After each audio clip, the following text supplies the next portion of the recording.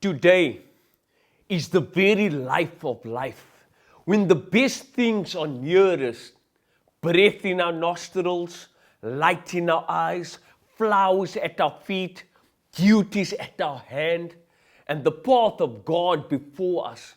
I want you to realize how powerful you are. But because of our trauma or past negative conditioning, our thoughts of constant fear has turned our hairs grey in the night. Allow me to share a story of how our thoughts can be our downfall. A prisoner condemned to die was told that if he would consent to an experiment and live through it, he would be freed. He consented. They wanted to see how much blood a person could lose and still live.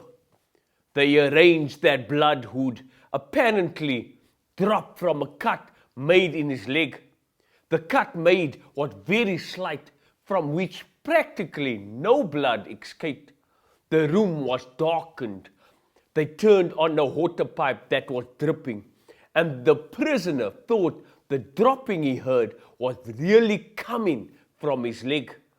The next morning, he was dead through mental fear. The two illustrations shared here will give you some idea of the power of thought.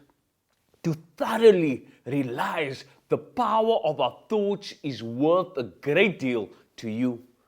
We are surrounded by all kinds of thoughts, some good, others bad, and you are sure to absorb some of the latter if you do not build up a positive mental attitude.